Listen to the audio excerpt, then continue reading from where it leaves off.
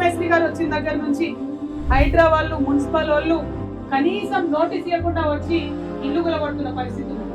మరి ఇల్లు కూలగొడితే ఇల్లు గలైనందుకు ప్రాబ్లమే, కానీ ఆవులు కొట్లాడుకుంటే కొల్లేగలు ఇబ్బంది పడ్డట్టు ఇల్లు వచ్చి గవర్నమెంట్ వాళ్ళు కూలగొడితే సెంట్రిక్ వాళ్ళు మధ్యలాగమయ్యే పరిస్థితి ఉన్నది.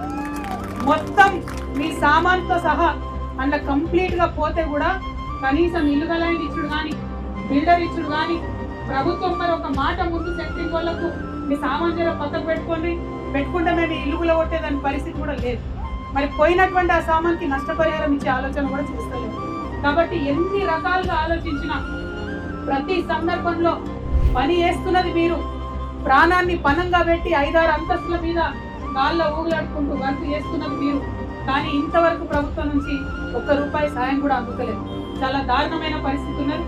అందుకే ఇవాళ నేను కుంకు మేస్త్రి గారి రాష్ట్ర ముఖ్యమంత్రి గారికి డిమాండ్ చేస్తా ఉన్నా, ఇంత పెద్ద రంగం ఇది, 86 చోట్ల నుంచి ఉన్నటువంటి జిహెచ్ఎంసీలో ఉన్న సెంట్రింగ్ అందరూ కూడా కాంట్రాక్టర్లు, కార్మికులంతా కూడా వాళ్ళు ఇక్కడ కూర్చొని ఉన్నారు. దాదాపు 10 రోజులైంది పని బంద్ పెట్టినా కూడా నియత్తోని మీ దగ్గర పనిచేసేటటువంటి కూలీలను మీరు సాగుతున్నారు కదా, ఆ యొక్క మానవత్వానికి నేను చేతులెత్తి వస్తా ఉన్నా. మరి మీరు చూపిస్తున్నటువంటి మానవత్వం ఖచ్చితంగా ప్రభుత్వం కూడా చూపించాల్సిందే. ప్రభుత్వాన్ని ఒకటే డిమాండ్ చేస్తా ఉన్నా నేను, 2 రోజుల వాళ్ళు కడుపు మార్చుకొని కూర్చున్నారు. ఇవాళ సాయంత్రం లోపల సెంట్రింగ్ యూనియన్ మొత్తం మీరు చర్చలకు పిలవండి, మీరు గుర్తించండి. చర్చలకు పిలిచి ముఖ్యమంత్రి పిలుస్తాడా, కార్మిక శాఖ మంత్రి పిలుస్తాడా, పిలిచి వాళ్ళు అడిగే డిమాండ్లు ఏంది అడగండి.